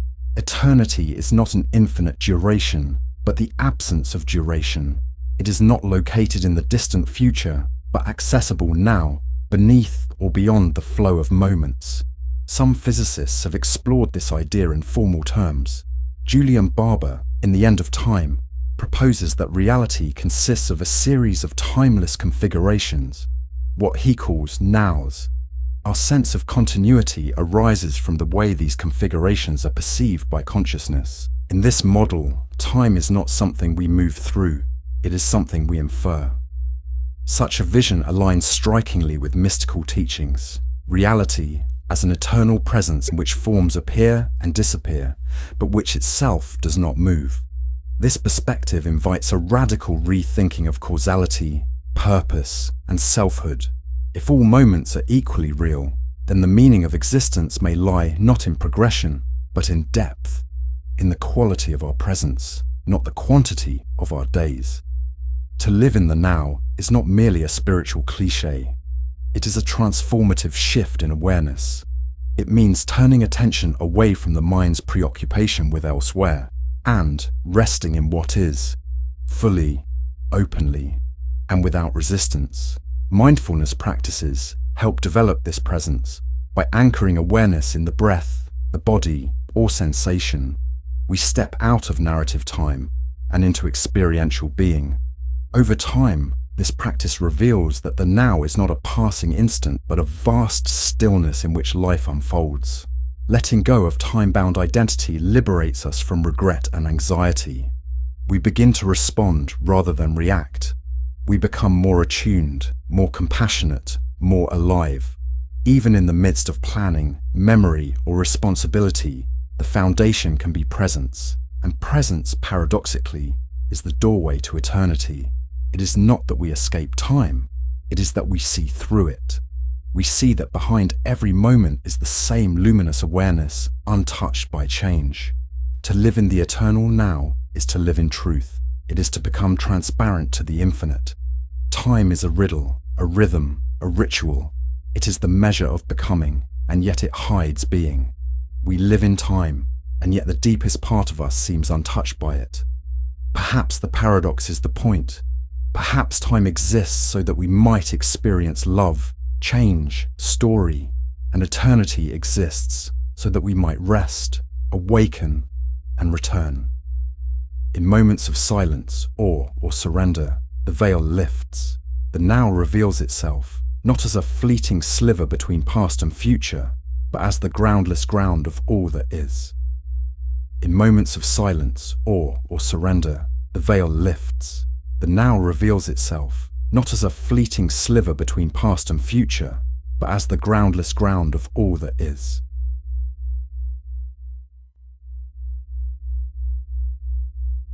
Death, the final boundary, the inescapable horizon, the universal punctuation mark that frames every life story. And yet, what is death? For all its inevitability, death remains one of the most mysterious phenomena we face. We have built entire civilizations, spiritual traditions, scientific disciplines, and personal identities on our response to it. We fear it, deny it, fight it. We mythologize it. But do we understand it? In this chapter, we confront the nature of death, not merely as a biological end, but as a metaphysical enigma. We explore it from the perspectives of neuroscience, philosophy, religion, and mystical insight. And ultimately, we ask, is death truly the end of the self? Or is it a transformation, a transition, a return? Could death be the grand illusion that opens the door to deeper realities? From a strictly scientific standpoint, death is the irreversible cessation of biological processes. The heart stops. The brain ceases its electrical activity. The systems that sustain the body shut down. From this view, consciousness arises from brain activity, and when that activity ceases, so does awareness. This view is supported by decades of neurological research. Brain trauma, dementia, and anesthesia all seem to show that consciousness is intimately tied to the physical brain. Without neurons firing, there is no perception, no memory, no thought. From this vantage point, the self is a pattern, a process, a fleeting phenomenon dependent on a functioning body. Once that process halts, the self dissolves. But this view is also deeply unsettling. If consciousness is an emergent property of matter, then death is not a passage, it's a disappearance, a total erasure, not even darkness. Because darkness still implies awareness of the absence of light, nothing, non-experience. Many find this view unacceptable, not because it is implausible, but because it offends something deeper, our sense of identity, continuity, and purpose. It is not just the fear of pain or extinction, it is the sense that something must remain, that the universe cannot simply discard us. But is this hope just a projection? Is our longing for continuation merely a byproduct of a survival instinct stretched into metaphysics? The fear of death is, in many ways, a fear of nothingness. Not pain, not judgment, but non-existence. The idea that there will be no more I to see, feel, or remember. No stage, no actors, no script. Philosopher Thomas Nagel called it the view from nowhere. The unsettling realization that our first-person experience might one day vanish, and the world will simply go on unaffected. Jean-Paul Sartre, writing of existential dread, captured the anxiety of being a conscious being thrust into a meaningless universe where death marks the absolute end. But can nothingness truly be experienced? Consider this. We do not remember our non-existence before birth, nor do we suffer it. From the standpoint of awareness, non-existence is not a state. It is the absence of all states. And if so, then death is not a painful descent into darkness, but the fading out of the experiencer altogether. In that sense, it may not be frightening at all. What is terrifying is not death itself, but our idea of it. And yet, this very idea of nothingness has been a catalyst for art, religion, and introspection for centuries. From the Stoics to the Buddhists, thinkers have suggested that accepting, or even embracing, non-existence can be profoundly liberating. To see the self as temporary is not necessarily nihilistic. It can also be humbling, sacred, even beautiful. Throughout history, humans have imagined a variety of afterlives to soften the blow of mortality, from ancient Egypt to Tibetan Buddhism, from Christian heaven to Islamic paradise, from reincarnation to ancestral spirit realms. Human cultures have rarely accepted death as the end. In the Abrahamic traditions, death is a doorway to judgment, reward, punishment, or union with the divine. The soul, an immaterial essence, survives the body and continues its journey. Heaven and hell are not just places. They are moral and ontological conclusions. In Hinduism and Buddhism, the self is seen as transitory, but consciousness or karmic imprints persist across lifetimes. Liberation comes not from surviving death, but from transcending the very cycle of death and rebirth. The goal is moksha, or nirvana, a release from the illusion of separateness and permanence. These views provide comfort, meaning, and structure, but they also raise questions. What survives? What is judged?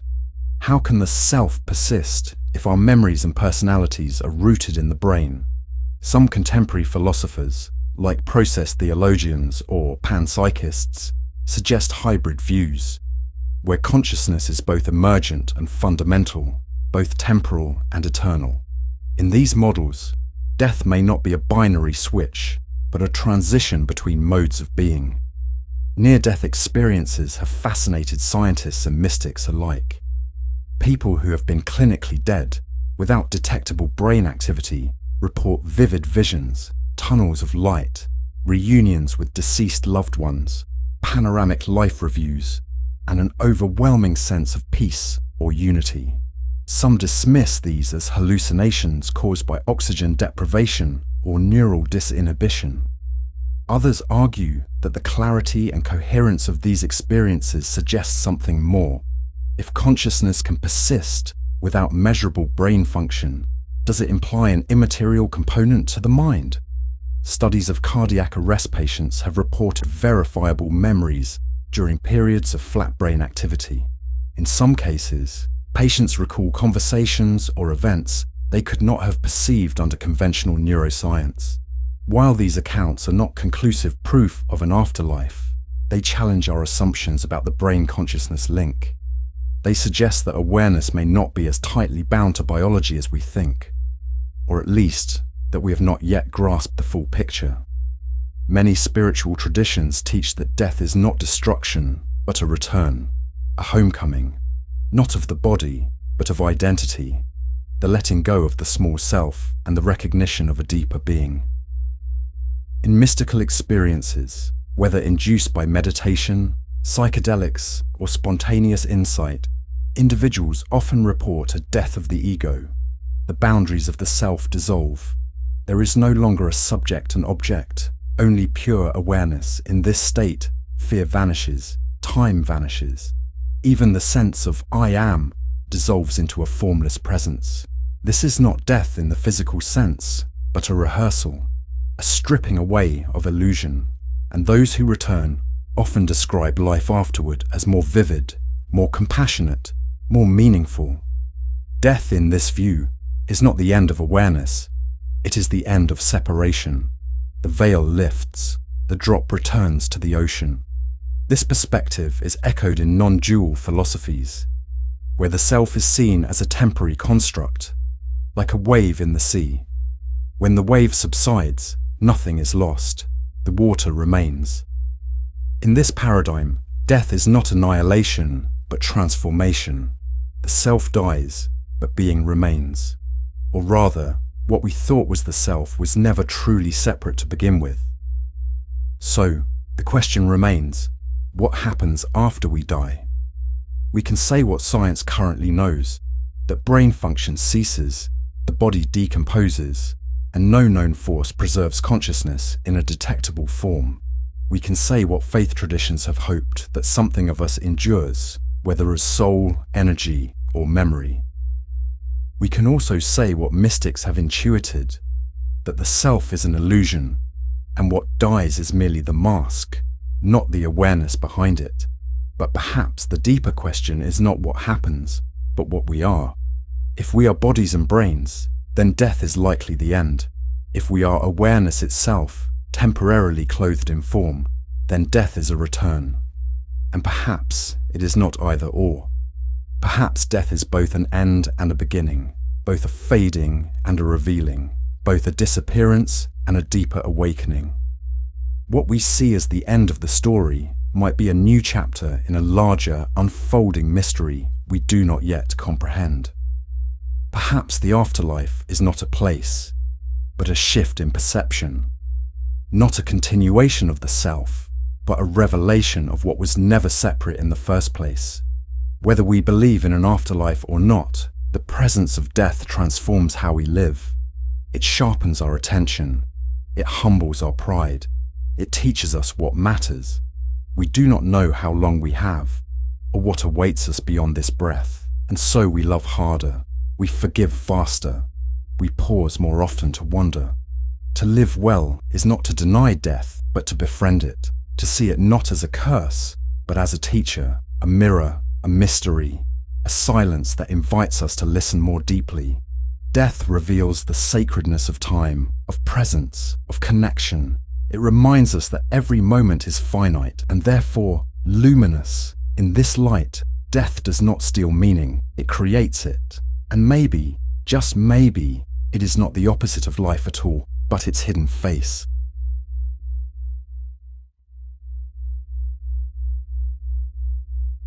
We now arrive at perhaps the most intimate and elusive question in our entire journey. What is the self? It's a question that hides in plain sight. We wake up every morning with the implicit assumption that I am here, that this inner presence, this consciousness, this narrative thread running through experience is real and stable. But when we look more closely, this seemingly obvious self begins to unravel. Is the self a tangible entity, a coherent subject, or merely an illusion conjured by the brain? Is it an essence, or is it a constantly changing process? Or perhaps, is it something deeper still, something we have yet to fully comprehend? In this chapter, we explore what science, philosophy, and spiritual traditions have to say about the nature and possible non-existence of the self. We dive into the ideas that shape our understanding of who we are, and challenge the very framework of identity that we often take for granted. In our everyday lives, the self seems obvious. It is the I who remembers, plans, suffers, hopes, and acts. It is the center of our experience, the protagonist of our personal story. We are born with a name, a body, a family, and a role. And over time, these elements coalesce into a stable narrative, This story of me feels solid. It is reinforced by memory, culture, and language. This view of the self as an enduring, unitary agent is deeply ingrained in our psychology. It governs our ethics, our legal systems, our relationships. It underpins our ideas of responsibility and continuity. It provides the psychological glue that binds together our actions and our values. But just because something feels real doesn't mean it is real in the way we think. When we start to examine this self more closely, it becomes slippery, fractured, and elusive. Upon introspection, what we discover is not a static core, but a shifting collection of thoughts, feelings, sensations, and desires. Modern neuroscience paints a far more complex and unsettling picture. The self, according to many neuroscientists, is not a fixed entity, but a mental construct. It arises from the brain's attempt to organize and interpret its own functioning. There is no single self-center in the brain. Rather, different networks handle memory, attention, bodily awareness, and social cognition. The self is not found in the brain. It is generated by it, emerging from the interaction of countless subsystems. This perspective is supported by phenomena like split brain patients, in whom the two hemispheres of the brain appear to maintain separate centers of consciousness, or by disorders like dissociative identity disorder, where multiple selves appear to coexist in a single brain, or even by the simple fact that our moods, memories, and personalities change over time, sometimes drastically, yet we still claim to be the same person. Functional imaging studies show that different aspects of the self, autobiographical memory, bodily self-awareness, social identity, are distributed across various brain regions. Damage to one area can alter or erase particular dimensions of selfhood. In a sense, the self is more like an orchestra than a soloist, a temporary harmony of many instruments, not a singular voice. According to this view, the self is a useful fiction, a narrative overlay that gives coherence to a chaotic stream of experiences. It's not that the self is fake, but that it is a construction, a story the brain tells itself in order to make sense of the world. And like any story, it can change with time, with trauma, with attention. Philosophers have long struggled with the question of personal identity. What makes you the same person today as yesterday or 10 years ago? Is it your body, your memories, your continuity of consciousness? Each answer faces significant challenges. David Hume famously wrote that when he looked inward, he found no self, only a bundle of perceptions. There was no core essence, no soul, just a series of impressions that followed one another in rapid succession. He likened the mind to a theatre where perceptions appeared and disappeared, but with no audience, no self behind the scenes. This idea has been echoed in process philosophy, which sees reality not as a collection of things, but as a flow of events and relationships. The self, in this view, is not a thing but a verb. It is the ongoing activity of being, a constantly shifting, open-ended process. Like a river, the self persists over time, but never consists of the same substance. This philosophical perspective finds support in modern physics and biology, which increasingly suggests that stability is an illusion. What we call objects, including people, are really dynamic patterns of information, energy, and matter. The self, then, is not the bearer of experience, but a pattern within it, a moment-to-moment phenomenon that arises and dissolves like a wave. Perhaps no tradition has explored the illusions of self more deeply than Buddhism. Central to Buddhist philosophy is the concept of anatta, no self. According to this teaching, the self is not an eternal soul or essence, but a convenient label for a collection of changing phenomena: body, feelings, perceptions, mental formations, and consciousness. Meditative inquiry, in the Buddhist tradition, reveals that there is no stable observer behind experience, only experience itself. What we take to be I is a flowing, impermanent sequence of causes and conditions. Clinging to the illusion of a permanent self is seen as the root of suffering. But this insight is not meant to be nihilistic. It's liberating. By letting go of the rigid self, one also lets go of fear, attachment, and the need to control. What remains is not void, but a vast field of interbeing, a sense of unity with all life. This teaching aligns remarkably with modern neuroscience and process philosophy, and yet it goes further, offering a path not only to understanding the self, but to transcending it. Through mindfulness, compassion, and wisdom, one can see through the illusion and live from a place of radical openness. Across cultures and traditions, mystical experiences often involve a profound shift in self-perception. The boundaries of the ego dissolve. The distinction between self and world collapses. There is no I observing the world, there is just being. Whether encountered through deep meditation, near-death experiences, psychedelics, or spontaneous insight, these experiences suggest that the self is not fundamental. It is a layer, a mask that can fall away. What remains is often described as unity, silence, or pure awareness. Importantly, these experiences are often felt not as loss, but as revelation. People return from ego dissolution, not diminished, but expanded, more compassionate, more alive, more at peace.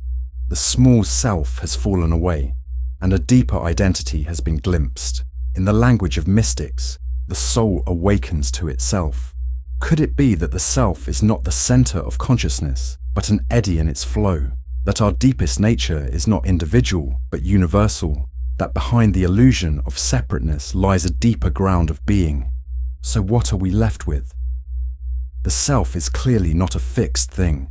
It is not the body, which changes and decays. It is not the memories, which fade or distort. It is not even the stream of consciousness, which is interrupted by sleep, anesthesia, and unconsciousness. Perhaps the self is best understood as a pattern, a dance between memory and perception, body and mind, individual and society, a recursive loop that reflects back on itself, a process that mistakes itself for a thing. And yet, there is still something, some presence, some witness to experience, some unnameable essence that is aware, even if it has no boundaries or form. This is the mystery. Is the self a necessary illusion, a brilliant evolutionary hack that allows social beings to navigate the world? Or is it a veil over a deeper reality, a mask that hides the infinite behind the particular? Some traditions call this deeper reality pure awareness. Others call it soul. Others refuse to name it at all. But perhaps the point is not to define the self, but to see through it, to recognize its fluidity, its dependence, its impermanence, and in doing so, to awaken to the deeper ground of being that has always been present. What happens if we take this seriously? If we live as though the self is not a thing but a process, not a possession but a performance? It might change how we respond to others. Instead of defending our ego, we might listen more deeply. Instead of clinging to identity, we might open to transformation. We might become more compassionate, more resilient, more alive. To live without a fixed self is not to live without meaning. It is to realize that meaning is not something the self constructs. It is something that arises through connection, presence, and attention. It is to step out of the prison of ego and into the vast unfolding mystery of being. And maybe, just maybe, the self we've been searching for was never lost, only misnamed.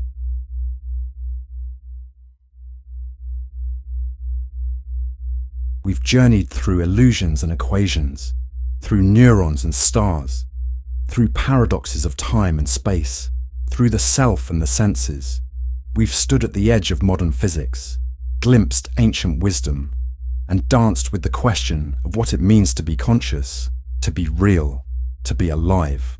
And here we are, at the threshold of not knowing, not because we've failed to understand, but because understanding has shown us how deep, layered, and ultimately open-ended reality truly is. The truth is, reality does not yield easily to explanation. Every time we try to hold it still, it slips between our fingers. The closer we look, the less there is that we can call solid, stable, or objective. Matter dissolves into probabilities, time bends, space stretches, the self flickers, and meaning must be made. We often seek knowledge to gain control, to make the world predictable. That's natural, it's evolutionary. A clear map is safer than wandering blind. But reality, as we've seen, resists being mapped in full. The universe is not a puzzle to be solved, but a relationship to be lived. Mystery, then, is not a flaw in our understanding. It's a fundamental feature of existence. Certainty closes doors. Mystery opens them. Living with the mystery means accepting that we are finite minds in an infinite cosmos, that there may be things we cannot grasp, not because we haven't tried hard enough, but because they lie beyond the reach of grasping itself. Just as a fish cannot conceptualize the ocean in full, we too may only sense reality in fragments. Yet it is precisely this vastness that gives life its beauty. A universe with no remaining mysteries would be a lifeless one, mechanical, closed, done. But our universe is alive with questions. Across cultures and centuries, human beings have created stories to explain the world. Myths, religions, philosophies, sciences. Each one a thread in a larger tapestry of meaning. Each one true in its own way and limited in another. Science gives us tools and predictions, but not values. Religion offers moral clarity and belonging, but often asks for unquestioning belief. Philosophy builds bridges between doubt and insight. Art captures truths that words and formulas can't. And personal experience, fleeting and intimate, reminds us of the immediacy of being. None of these alone is enough, but together they form a mosaic, not a singular truth, but a living map of how we, fragile, imaginative, wandering creatures, navigate the unknown. To live with the mystery is to live in humility, not passive resignation, but radical openness, an invitation to be in dialogue with the world, not just to label it. If reality has no fixed center, no singular, final answer, then perhaps our deepest task is not to find meaning, but to create it. Not in a superficial, individualistic way, but through deep participation, through how we love, how we think, how we act, how we question, through the courage to live without guarantees. Meaning arises when we respond to the mystery with care, when we build communities, tell stories, raise questions, raise children, build bridges, plant trees whose shade we may never sit under. If the cosmos does not give us a manual, maybe that's because it trusts us to write one together. We began this journey asking, what is reality? And perhaps we hope for a clean, singular answer, one that would resolve the ambiguities once and for all. But reality, as it turns out, is not a destination. It's a process, a flux, a dialogue between observer and observed, between inner and outer, between what is and what could be. It is not a static object to be examined under glass. It's the very medium in which we live, think, love, and die. The question, what is real, is not one we can ask once and be done with. It must be asked again and again in each moment of awakening, each act of compassion, each turn of the kaleidoscope. And with each asking, the answer shifts, not because it is false, but because it is alive. What then are we left with? We are left with awe, not just at the scale of the universe, or the complexity of the brain, or the strange elegance of quantum physics, but at the fact that anything exists at all. Why is there something rather than nothing? Why should matter give rise to mind? Why do we care about what is true? These are not just intellectual curiosities, they are spiritual questions, not because they belong to any religion, but because they awaken in us a sense of reverence. To live with the mystery is to let awe be a practice, not just a passing emotion, but a way of seeing, a way of being. To pause, to wonder, to care. In the end, what the mystery gives us is not despair, but freedom. If nothing is final, then everything is open. If reality is not fixed, then our relationship to it can be one of creativity, compassion, and curiosity. We can question more deeply. We can listen more attentively. We can act more wisely, not because we know everything, but because we know that we do not. To live with the mystery is not to give up on truth. It is to embrace the possibility that truth is not a possession, but a horizon, a direction, a calling, a question we carry forward together. You are not outside of reality, trying to observe it like a distant star. You are reality, woven of the same particles and paradoxes, shaped by the same forces and mysteries. You are the cosmos, becoming aware of itself, the question asking the question, the mystery reflecting on its own depth. So, live not in fear of uncertainty, but in conversation with it. Let wonder guide you more than belief. Let questions be companions, not enemies. And above all, let reality be not just something you study, but something you live. Thank you for walking this path with me. Let us continue, together in the mystery.